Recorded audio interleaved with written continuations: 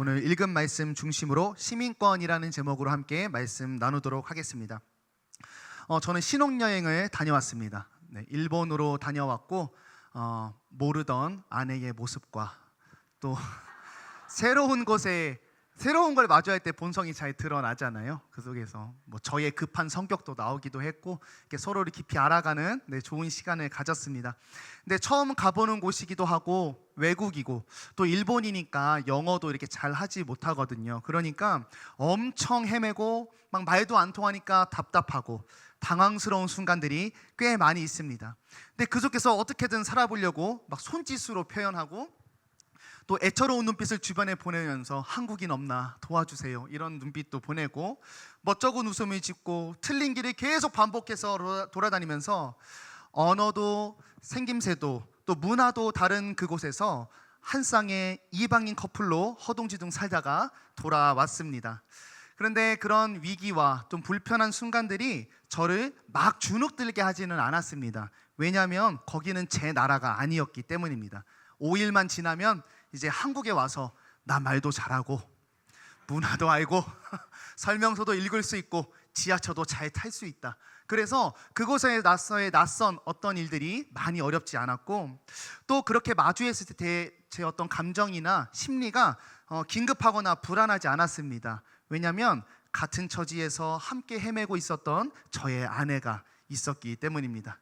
저희는 그렇게 외국인이 봤을 때 아주 웃긴 모습으로 또 저희는 실패하고 허탈감을 느끼면서 인생을 함께 걸어갈 전우애를 배우고 이렇게 돌아왔습니다.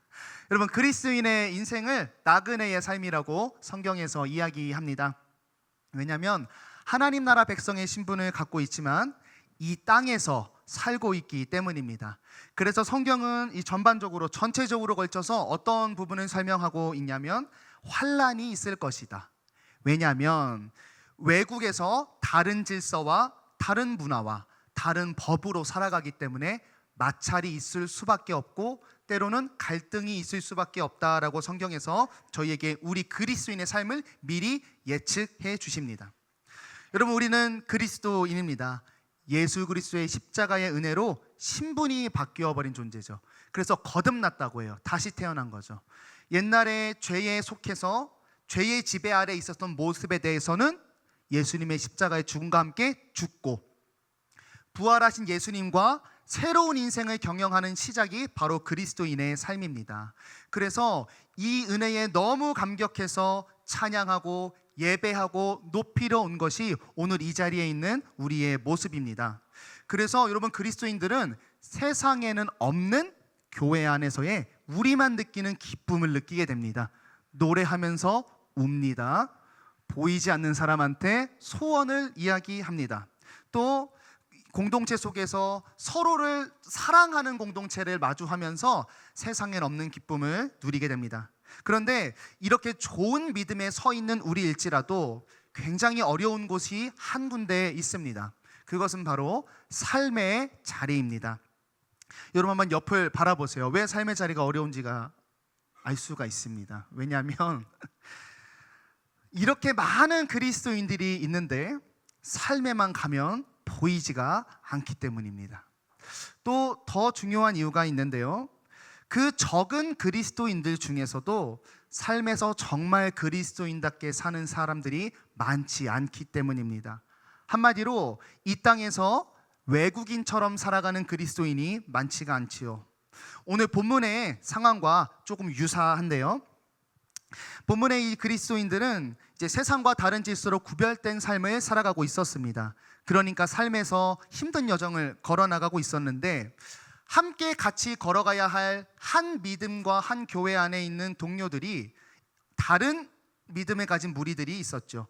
겉으로만 신앙인인 척 치장하면서 삶은 세상과 다를 바 없이 살아가는 그 무리들이 삶의 여정을 힘들게 걸어가고 있는 그리스도인들을 시험 들게 하고 압박하고 무너지게 하고 있었습니다. 여기에 대해서 바울은 참 그리스도인들의 모습을 설명을 하면서 나그네와 같이 조금은 외로운 이 길을 잘 걸어갈 수 있도록 우리를 격려하고 있습니다. 오늘 말씀 통해서 우리 그리스도인의 삶을 잘 걸어 나가실 수 있기를 축복합니다. 그리고 이 외로운 여정을 함께 걸어갈 수 있는 우리 귀한 공동체 될 수 있기를 간절히 소망합니다. 우리 먼저 17절 보시면 눈으로 가시면 되겠습니다. 바울이 이렇게 이야기합니다. 형제들아, 너희는 함께 나를 본받으라 나와 있습니다. 말씀을 묵상하면서 바울이 굉장히 건방지다라는 생각을 할 수밖에 없었습니다.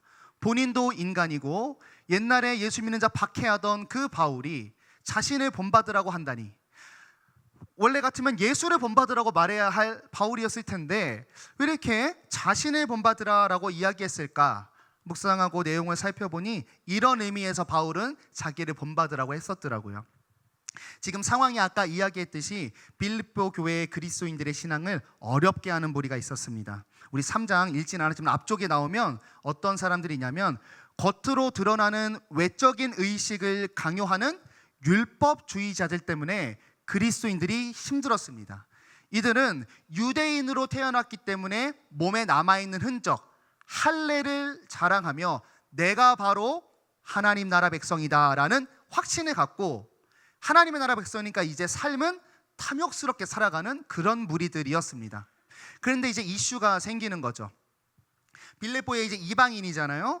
이방인들에게도 이 유대인들이 찾아가서 너희도 할례를 해야 한다라고 압박을 하고 할례를 해야지만 하나님의 백성이다라고 말하며 탐욕스러운 자신들의 삶을 자랑하는 일들이 일어났습니다. 자, 그러니까 오늘 본문에 나를 본받으라라고 했던 바울의 진의가 드러납니다. 나를 본받으라고 한 건 믿음이 약한 자들아 내가 사도여 나를 따라와 라고 하는 건방진 소리이거나 예수님의 자리를 자신이 꿰차려고 했던 내용이 아니라 이런 이야기입니다. 율법주의자들의 신앙의 모양과 예수를 따는 자신의 신앙의 모양 두 개를 놓고 이야기하는 거죠. 여러분, 겉에 표시만 달고 사는 신앙의 저런 모양이 아니라 예수를 따르고 있는 지금 제가 걷고 있는 이 신앙의 모양이 진짜 그리스도인의 모습입니다. 여러분, 저의 예를 따라오십시오. 그리고 그렇게 무너져가는 사람들을 보면서 질투하거나 부러워하거나 시험되지 마시고 진짜 여러분과 같이 그리스도인의 삶을 걸어가며 때로는 넘어지는 사람들만을 보면서 힘을 얻고 걸어가라라고 하는 위로의 메시지를 보여주고 있습니다. 자, 그렇다면 질문이 있어야 하는 거죠. 바울이 자신을 본받으라고 했는데 그럼 바울은 어떤 모습으로 신앙생활을 하고 있었는가 하는 이야기입니다. 오늘 본문엔 드러나지 않지만 앞절에 나와 있는데요. 우리 말씀 띄워주시면 함께 읽겠습니다. 바울은 이렇게 신앙생활 하였습니다. 함께 읽습니다.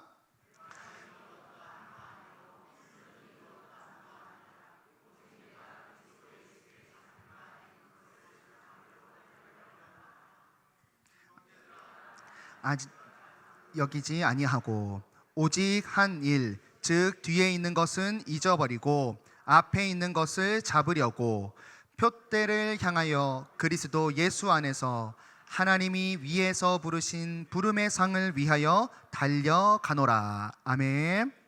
바울의 신앙은 달랐습니다. 율법주의자들처럼 난 이미 완성된 하나님의 백성이다라는 확신을 갖고 삶에서 자유함을 누리는 신앙이 아니라 그리스도의 장성한 분량의 표대를 꽂고 그 완전함을 바라보며 매일매일 계속해서 예수를 닮아가는 일을 한 게 바로 바울의 신앙의 모습입니다.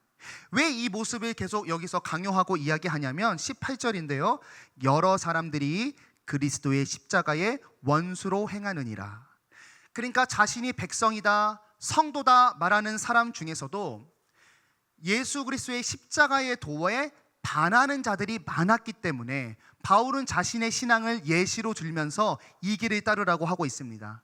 결론적으로 이런 거죠. 흔들리는 그리스도인들에게 여러분, 틀린 걸 보면서 미혹되고 시험 들고 흔들리지 마시고 바른 신앙 안에 있는 자들을 살펴보고 용기를 얻으라라고 바울이 위로하고 있습니다. 한편 그러면 왜곡된 그들의 신앙의 모양은 어떠한가? 우리 말씀에서 보여주고 있는데 19절 여러분 함께 성경책 보시면서 읽도록 하겠습니다. 19절입니다. 그들의 마침은 멸망이요 그들의 신은 배요 그의 영광은 그들의 부끄러움에 있고 땅의 일을 생각하는지라. 아멘. 그들의 신이 배래요. 배는 이렇게 튀어나온 우리의 배를 의미합니다. 뭐냐면 탐욕을 신으로 삼는다는 거예요. 그리스도인이지만 여전히 세상의 것으로 자신을 채우는 일을 최우선 가치로 삼고, 자, 그들의 영광은 부끄러움에 있다 나와 있는데, 여기서 부끄러움은 수치스러운 생각이라고도 이해할 수 있지만 문맥적으로 3장 앞부분에 할례에 대한 논쟁이 있거든요. 육체에 행한 그 부끄러운 할례를 상징한다고 할 수가 있죠. 세상의 것으로 내 자신을 채우며 자신의 종교스러운 특별한 거칠애를 자랑하는 이런 신앙의 모습. 쉽게 얘기하면 교회 다니는데 이 땅의 것으로 나를 채워서 나의 특별해진 모습으로 그리스도인 된 바를 자랑하려는 자들. 더 쉽게 말하면 예배라는 종교행위, 성도라는 호칭, 교회에서의 특별한 섬김의 자리에 서며 나는 구원 백성이야 라는 확신을 가진 채 세상 것을 탐하며 갈구하는 인생. 그리스도인이지만 세상적으로도 남부럽지 않는 삶을 갈망하는 신앙, 이런 신앙이 거짓된 신앙이라고 바울이 본문을 통해 저희에게 드러내주고 있습니다. 여러분, 저는 모태신앙으로 태어났습니다. 아버지가 제 중학교 때 개척까지 하셨었죠. 그래서 목회자의 아들로 인생을 살았는데 저는 교회는 다녔지만 진짜로 제가 예수님을 영접한 건 고등학교 때였습니다. 그런데 고등학교 때 예수님을 영접하고 저에게 이런 생각이 들었습니다. 내가 그리스도인이지만 세상적으로도 좀 멋있고 싶었습니다. 그래서 사후세계에 누릴 영생도 갖고 잠시 사는 이 땅에서도 멋있으면 야, 이거 일석이조가 아닌가 하는 생각에 세상을 많이 따르기도 했습니다.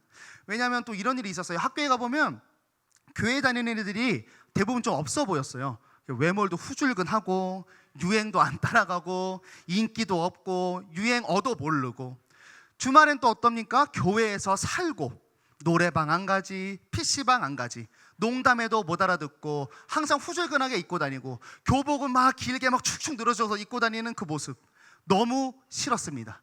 그래서 예수를 믿으면서도 돈이 참 없었어요. 가난했는데 짭퉁 나이키라도 사서 신었고 머리에 막 왁스 바르고 교복 자르고 막 이렇게 교회 다녔지만 세상적으로도 그냥 그런 사람이고 싶었습니다. 그래서 그렇게 인생을 사는데, 여러분 이제 고등학교가 사춘기고 정체성을 형성하는 시기잖아요. 저에게 이런 질문을 제가 하게 되더라고요. 내가 하나님의 백성이라고 하는데 내가 저 사람들과 다른 게 뭘까 하는 질문을 제가 하게 되었습니다. 저는 이렇게 생각했거든요. 교회도 다니지만 세상도 즐기는 나는 참 지혜로운 사람이야 라는 생각을 갖고 있었고, 제 친구들이 야, 너는 교회 다니는데 아빠가 목사인데 우리랑 똑같다? 그러면 저는 너무 칭찬으로 여겼어요.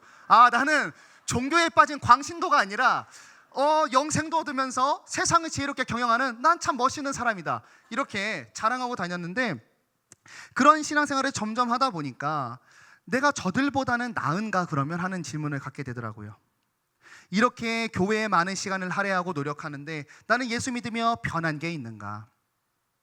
정말 나는 존재가 바뀌었는가? 어쩌면 나는 나의 형통한 인생에 교회, 예수, 종교라는 어떤 가치를 하나 얹어놓은 추가한 정도의 인생을 사는 건 아닐까라는 생각에 빠지게 되면서 아주 불안한 마음이 엄습했습니다. 보니까 제가 변한 게 없는 거예요. 그래서 지옥 갈까봐 굉장히 두려웠습니다. 그래서 말씀을 통독하기 시작하고 새벽 기도에 나가고 예배를 수요 예배까지 다 드리고 찬양에 집중했습니다. 왜냐하면 나의 구원을 위해서 말이죠. 그리고 이런 타이틀도 얻고 싶었어요. 교회 생활 열심히 해서 다른 성도님들이나 집사님이 날 보고 야, 민규 신앙생활 하는 거 봐, 저 정도면 구원 받았을 거야 라는 확신을 남으로부터 얻고 싶어서 그렇게 신앙생활을 했습니다. 근데 이렇게 신앙생활을 하니까 누가 봐도 꼴 보기 싫은 신앙생활의 모양이 되었습니다. 혼자 잘난 척하고 말씀 읽은 것 가지고 성도 판단하고 거룩한 척하고 성도랑 이야기할 때 거짓말로 가식적으로 대하고 말씀해가지고 내 자신을 옥죄고 말씀으로 성도들을 옥죄면서 불편한 사람이 되어버렸고, 그렇게 열심히 신앙생활하지만 확신은 없어서 불안하고 나타나는 삶의 증거도 없는 신약 성경의 바리새인과 같은 그런 모습이 되어버렸습니다. 왜 문제가 있었을까? 열심히 하는데 인생에 무엇이 문제였을까 생각해보니 예수가 빠져 있었습니다. 신앙에 열심히 있었고 누구보다 거룩하게 치장을 하였지만 다 좋은 일이죠. 그런데 예수 그리스도가 빠져 있었습니다. 무슨 의미냐면 은혜의식이 없었다라고 하는 것이죠.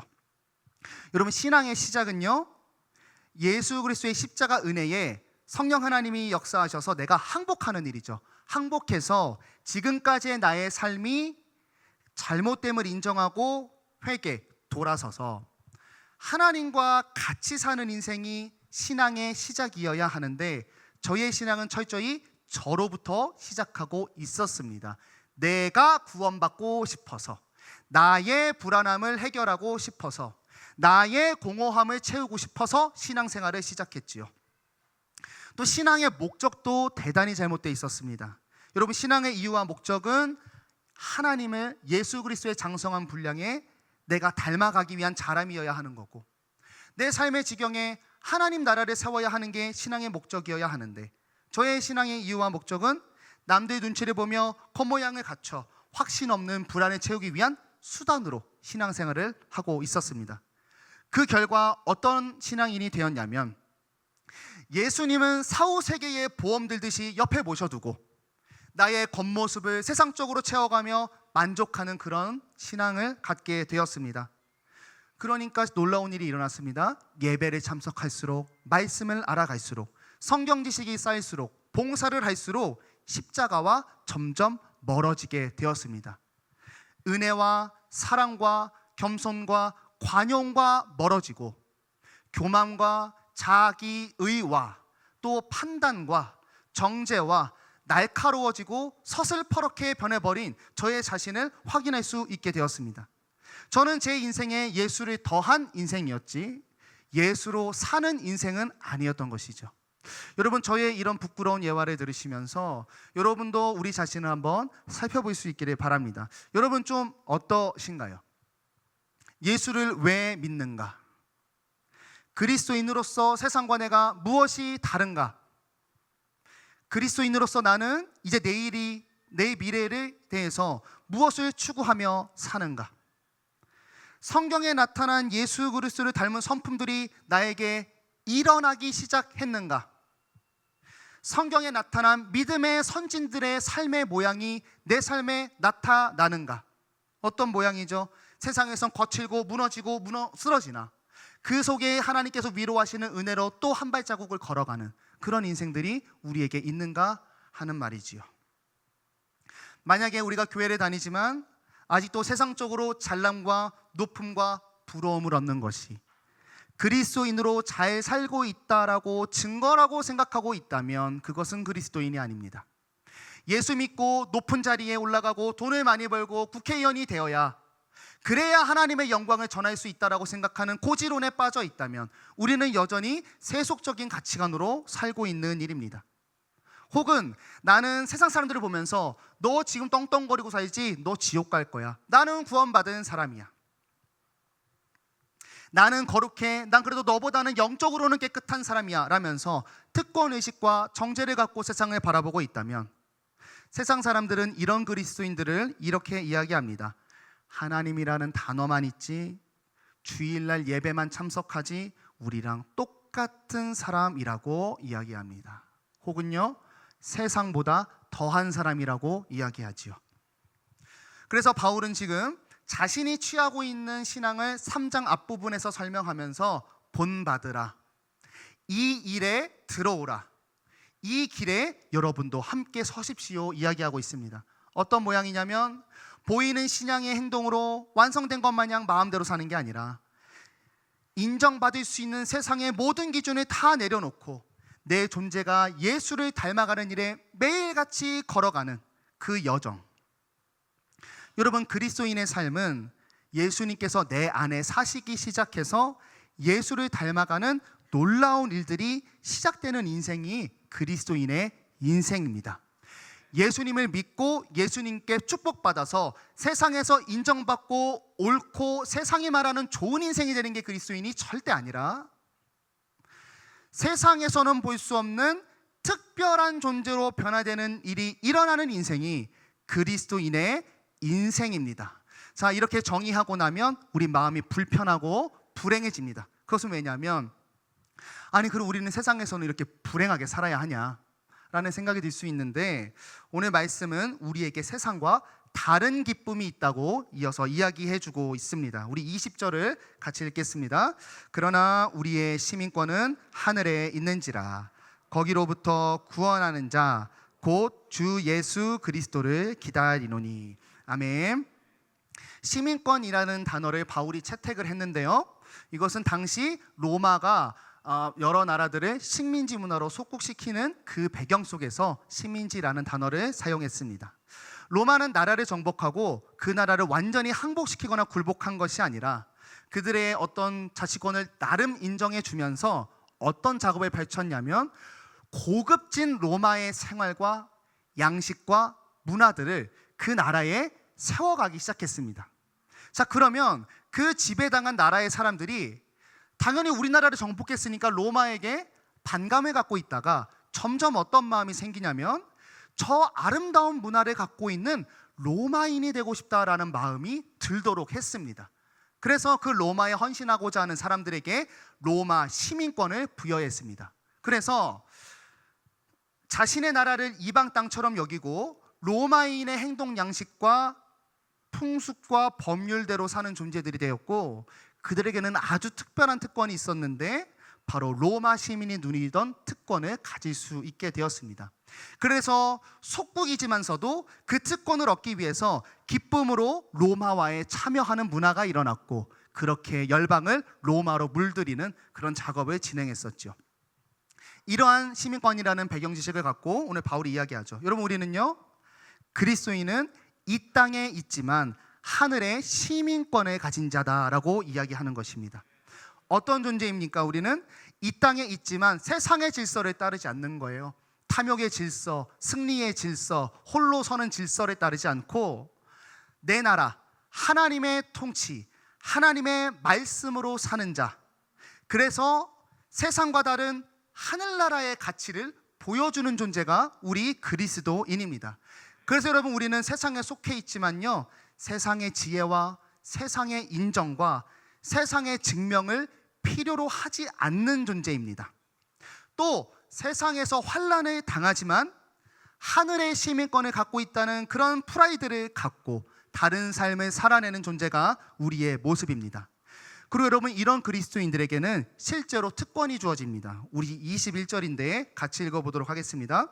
그는 만물을 자기에게 복종하게 하실 수 있는 자의 역사로 우리의 낮은 몸을 자기 영광의 몸의 형체와 같이 변하게 하시리라. 아멘. 우리에게 어떤 특권이 주어지냐면 예수님께서 십자가에 죽고 부활하셔서 누렸던 부활체가 우리에게 선물로 주어진다 나와 있습니다.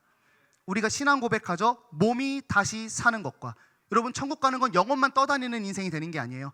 창조하셨을 때 영혼과 육으로 창조했죠. 새하늘과 새 땅에서 우리는 지금의 몸과는 달라요. 예수님이 부활하신 그 부활체를 입고 영원을 살 수 있다는 특권을 저희가 갖게 된다는 거죠. 그래서 여러분, 이런 믿음이 있는 우리는요, 이 땅에 사라질 것에 매이지가 않습니다.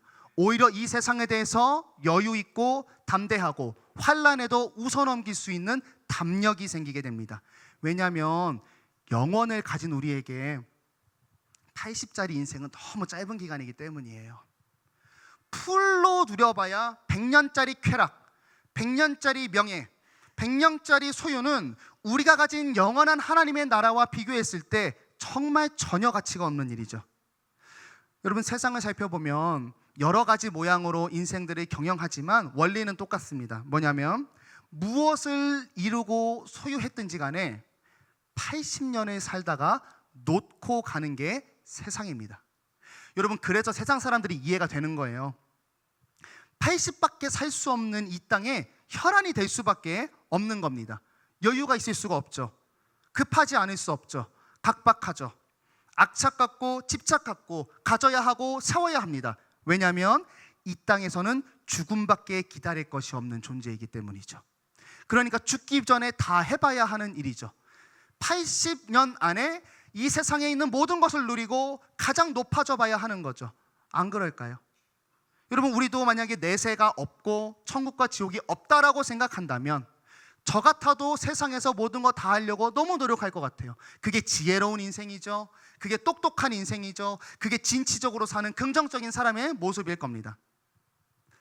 그래서 우리가 그리스도인으로 세상을 경영할 때 항상 이런 질문을 마주하고 생각하면서 살 수 있기를 바랍니다.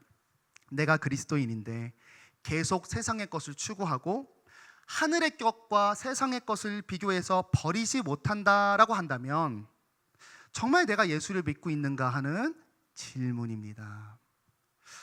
정말 내가 그리스도인인가 라고 하는 질문입니다. 왜냐하면 여러분, 우리는요 똑똑한 사람이에요. 생각할 수 있는 사람이고 합리적인 사람입니다. 영원한 기쁨이 있고 100년짜리 기쁨이 있는데 두 개를 동시에 가질 수는 없대요. 똑똑한 우리는 무엇을 선택해야 합니까? 영원을 선택해야 하는데 내가 아직도 그 영원한 걸 갖고도 세상의 영광에 영원한 자리에 백성의 신분을 포기하면서 이것을 따라가고 있다면 질문해야 되는 거죠. 나 정말 예수를 믿고 있는가 하는 것입니다. 여러분, 바울은 지금까지 크게 두 가지 모습으로 우리를 설득합니다. 먼저는 십자가를 반하는 그런 사람들이 누리는 인생의 허무함, 그리고 두 번째로는 하나님의 백성이 누릴 영원한 미래의 삶으로 우리를 설득하고 매력적인 제안을 하고 있습니다. 그런데 바울이 이렇게 설명했지만 하나님 나라의 삶이 구미가 당기지 않을 수도 있습니다. 제가 이제 중등부 사역을 조금 오래 했는데 제자 훈련을 했어요. 여느 때와 같이 제자 훈련을 하고 그 과가 이제 천국에 대한 이야기였습니다. 그래서 얘들아, 학교에서 왕따 당하고 일진들이 너네 막 때리고 이래도 괜찮아. 우리 천국이 있어. 잠깐이야. 그러면서 이제 미래와 소망을 주고 싶었는데 얘들아, 천국 갈 거지? 그랬더니 애들이 싫어요 그러는 거예요. 왜? 그랬더니 거기 가면 축구 못 하잖아요. 거기 가면 게임 못 하잖아요. PC방 없잖아요. 아이돌 없잖아요. 마라탕 없잖아요 라고 얘기하면서 천국 가기를 거부하는 아이들의 모습을 보았습니다. 너무 웃기긴 했는데 집에 돌아와서 아이들의 질문을 묵상해 보니까 이거 굉장히 통찰력이 있는 질문이었습니다. 여러분, 솔직히 얘기해서 천국이 재밌을까요? 천국이 진짜 기쁠까? 가면 하나님 맨날 찬양하고 맨날 예배하고 서로 맨날 사랑만 한다는데 진짜 행복할까? 난 정말 그런 일들을 하는 곳에 가고 싶을까 하는 질문입니다. 어쩌면 우리는 사후에 천국과 지옥 두 개밖에 없는데 양자택일이래요. 그래서 지옥은 가기 싫어서 단지 지옥을 피하려고 천국에 가는 기독교로 온 것은 아닌가 하는 이야기입니다. 이 질문을 가지고 묵상하다가 또 말씀을 통해 주님께서 깨닫게 해주신 바가 있습니다. 왜 우리가 천국을 진짜 지금 기쁨으로 받아들이지 못하는지, 왜 이 땅에서의 모습을 천국에서는 하지 못할까 아쉬움이 내 마음 한켠에 남아있는지, 왜냐하면 우리에게 아직 죄성이 있기 때문입니다.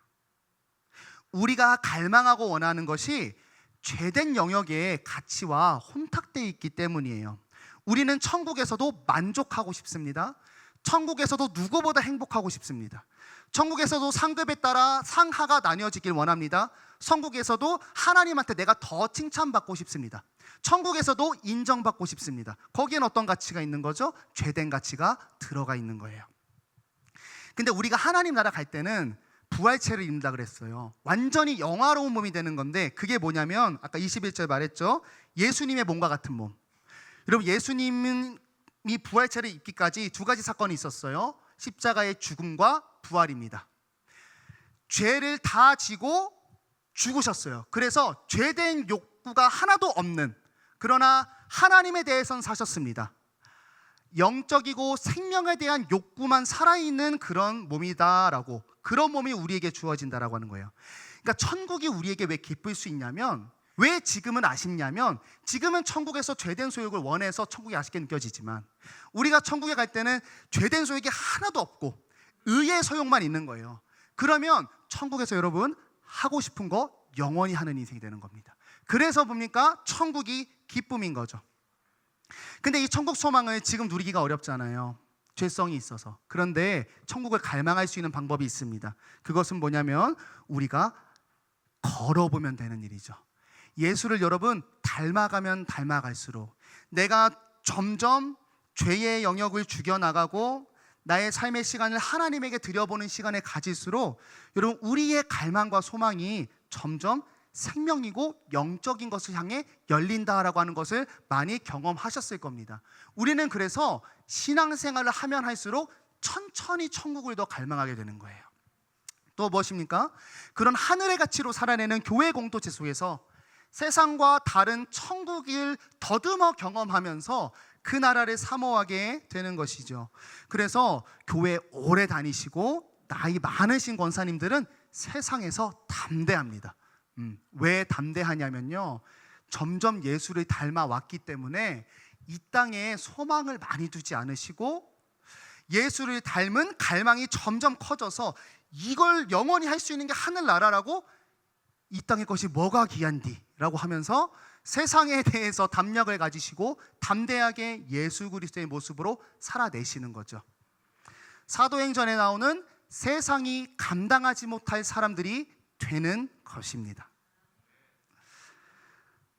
그리고 이렇게 영원히 있다는 특권이 있고, 두 번째로는 그리스도인들에게 여러분 실제로 누리는 기쁨이 있습니다. 왜냐하면 세상과 다르게 살기 때문에 누리는 거예요. 여러분 세상과 다른 선택과 다른 가치로 사니까 우리는 뭘 경험하는 인생이 되냐면, 세상엔 없는, 세상에서 나올 수 없는, 세상은 만들 수 없는 것들을 피워내는 기쁨을 이 땅에서 누릴 수 있는 게 하나님 나라 백성의 특권입니다. 여러분 우리는 이 땅의 혈안이 된 삶에서 자유해졌습니다. 왜요? 영원히 있어서. 그래서 말입니다, 우리는 이 땅에서 80이 전부인 사람들처럼 행동하지 않고 다른 일을 시작해 볼 수가 있는 존재인 거예요. 그리고 그러면 뭐가 나타나냐? 하나님이 야, 너 말씀대로 보이지 않는 곳에서 말씀대로 살면 복 줄 거야, 그렇게 안 했어요.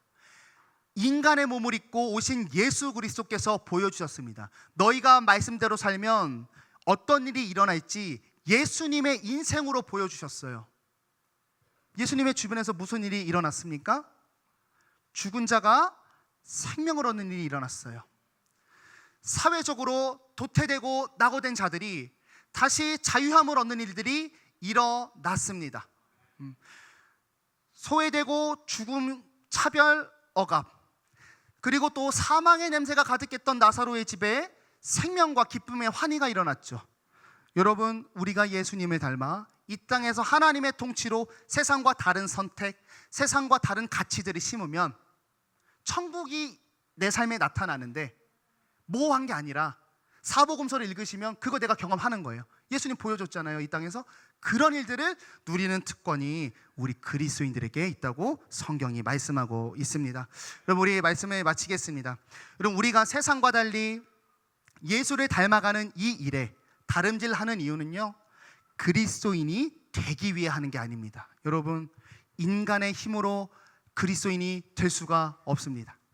우리가 성경을 읽어서 그리스도인이 된다고 하여 성경에 나오는 일들을 쌓아가면 쌓아갈수록 우리에게 나타나는 것은 차오르는 나의 의, 그리고 신앙생활에 시간 많이 썼는데 변화는 안 됐잖아요. 억울해서 남을 깔아뭉개고 남의 신앙과 나를 비교하면서 내가 조금 더 높음을 자랑하면서 은혜 받았다고 하는 확신, 그런 것밖에 누릴 수 없습니다. 구원은 전적으로 성령 하나님이 우리 마음을 여셔서 그리스도를 받아들여 회개하는 일로만 가능한 거예요. 자, 그런데 그러면 우리가 예수를 닮는 일에 다름질하는 이유는 뭔가? 구원이 아니라 구원받은 그리스도인들이 누리는 특권을 누리기 위해서 그러는 거예요. 아무도 인정하지 않는 이 삶을 기쁨으로 가는 이유는 그리스도인들에게 주어진 영원한 나라가 비할 수 없이 귀한 것이어서 우리가 그 길을 따르고 그럴 때에 나타나는 하나님의 나라를 갈망함으로 우리는 그 길을 걸어갑니다. 여러분 예수를 닮아가는 우리가 참 그리스도인입니다. 그래서 세상과 점점 다른 것을 갈망하게 될 거예요. 그래서 세상과 부딪히게 되실 겁니다. 왜냐하면 우리가 다시 태어나서 그래요. 다른 시민권을 갖고 있어서 그렇습니다. 그러므로 우리가 그리스도인으로 세상과 살아가며 환난을 맞을 때, 조금 세상이 불편해질 때, 어색해질 때 주눅들지 마시고 세상에 담대히 나아가 우리가 가진 백성됨을, 나의 시민권을 자랑하실 수 있기를 바랍니다. 그렇게 보이지 않는 하나님의 나라를 이 땅에 비추는 하나님의 영광이 되기를 바랍니다. 여러분, 세상과 달라서 눈치 보일 때 이거 당연한 일이죠. 국가가 다른데 어떻게 같을 수가 있겠어요. 그렇게 담대함을 가지시고, 세상에서 그리스도인으로 살면 많은 것 빼앗길 수 있습니다. 그때 주눅들지 마시고 뺏는 인생이 아니라 나누는 인생이 샬롬이다라는 것을 그렇게 보여주시고 바랍니다. 또 예수 그리스도의 모습으로 살면 인정받지 못할 수 있어요.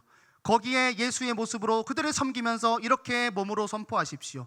인정받는 게 아니라 남을 인정하고 섬기는 일 속에 생명이 피어난다라고 하는 하나님 나라의 질서입니다. 여러분, 그리스도인으로 살다 보면 또 외롭고 홀로 될 수가 있습니다. 그러나 세상에 타협하여 세상 속에 있는 백날보다 천날보다 하나님과 단 한순간이라도 함께 있는 이 시간이 나의 영혼의 유익을 위해 충분하다라는 것을 우리의 삶으로 하나님의 나라를 비춰주실 수 있기를 간절히 축원합니다. 여러분, 죄로 물들어가는 세상에는 그리스도인이 정말 필요합니다. 왜냐하면 세상 속에서, 죄로 돌아가는 세상 속에서는 이렇게 살지 않을 재간이 없어요. 그렇게 살아야 세상에서 살아갈 수 있거든요. 그런데 그런 세상 속에 다르게 살 수 있는 존재가, 부류가 딱 한 부류 있는 거죠. 이 세상에 시민권이 없고 하늘의 시민권이 있는 사람, 그게 바로 우리입니다. 혼탁해지고 혼란해지는 사회를 보면서 우리 가끔 낙심하며 하나님께 원망하기도 합니다. 하나님, 내 주변의 삶이 왜 이렇게 어렵습니까? 그럴 때 이렇게 불평하기보다는 하나님의 나라를 세우는 시작이 되는 그런 여러분들이 될 수 있기를 축복합니다. 때로 힘들 수 있을 때 기억하십시오. 영원한 샬롬의 나라가 기다리고 있습니다. 또 때로는 외로운 싸움일 때 힘들 수 있죠. 그때 기억하십시오. 같은 시민권을 갖고 함께 나그네로 걸어가는 옆에 있는 지체들이 있다라고 하는 이야기입니다. 그래서 이 땅에 잠시 방문한 나그네로서 하나님 나라를 비추는 영광이 되실 수 있기를, 그렇게 세상에 생명의 전달자 될 수 있기를 주 예수 그리스도의 이름으로 간절히 축원드립니다. 우리 찬양할 때 이런 마음을 갖고 찬양하기 원합니다. 여러분, 저희의 영광은 어디에 있냐면요, 우리와 함께 동행하고 계시는 하나님이 우리의 영광입니다. 세상의 영광에 눈을 돌리지 아니하고 나에게 이미 찾아오신 하나님이라는 그 값진 영원한 영광을 가졌음을 우리가 다시 한번 결단하며 이 시간 찬양하도록 하겠습니다. 내 눈 주의 영광을 보내, 우리 가운데 계신 주님, 그 빛난 영광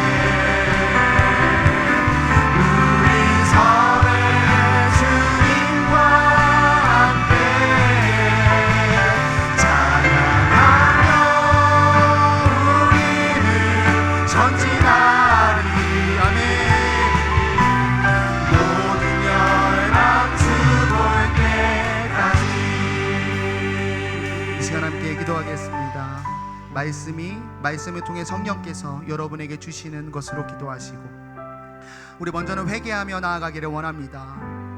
십자가에 죽기까지 하시면서 영원한 영광을 우리 마음에, 우리라는 존재에 심겨주셨는데, 우리는 곧 빛발에 곧 없어질 세상의 영광을 따르고 있었다면, 그런 나의 삶의 영역이 있었다면, 그런 선택이 있었다면 이 시간 하나님께 기도합시다. 하나님, 제가 너무 연약해서 그랬습니다. 육신을 입고 마음이 약하여 그러하였습니다. 주님, 저의 그 모습을 용서하여 주시옵소서. 회개 기도하시고, 둘째는 결단합시다. 하나님, 이제 내가 세상에 담대히 들어가 세상의 빛발의 영광에 주눅들고 그것에 굴복하고 그것에 아버지 하나님 넘어지는 것이 아니라 영원한 하나님의 영광을 가졌으니 어디에서든 누구를 만나든 어느 자리에 있든 하나님의 말씀으로 주의 영광을 보이는 삶을 살아갈 수 있도록 도와달라고 이 시간 주님께 기도하며 나아가겠습니다. 하나님, 무너질 수밖에 없는 우리의 연약함을 주님 긍휼히 여겨 주시옵소서. 마음은 원이로되 육신이 약하여 나의 세상의 삶에서 연약함이 있어서 무너지는 아버지, 나의 영혼은 나의 삶과 나의 인생과 나의 결정과 나의 고민과 나의 선택을 가지고 주님 앞에 나아갑니다. 하나님, 우리를 긍휼히 여겨 주시옵소서. 주여, 우리를 긍휼히 여겨 주시옵소서. 하나님, 긍휼히 여겨 주시옵소서. 거짓된 시선과 거짓되고 왜곡된 것으로 인하여 주의 영광을 따르지 않고 세상에 따라가는 나의 연약함을 주여 긍휼히 살펴 주시옵소서. 주여, 성령 하나님 임재하여 주시옵소서. 세상보다 하나님이 크게 보이게 하여 주시옵소서. 세상보다 내가 가진 주님이 더욱 빛나게 하여 주시옵소서. 그리하여 세상이 감당 못할 영혼, 세상이 감당할 수 없는 영혼들, 이 세상을 비추게 하여 주시옵시고, 어디에 있든지 나를 보내는 삶의 자리에서 말씀의 통치와 질서를 세워나가 영혼을 살리고 생명을 살리고 자유함을 선포하고 그들을 주의 곁으로 인도할 수 있는 그리스도의 참 영광이 될 수 있도록 은혜를 부어 주시옵소서. 그렇게 임재하여 주시옵소서. 성령 하나님 역사하여 주시옵소서. 하나님, 저희는 주님을 비추는 영광입니다. 이 땅에 살고 있지만 영원한 하나님을 가진 영광스러운 존재입니다. 그러나 주님, 저희의 연약함을 고백합니다.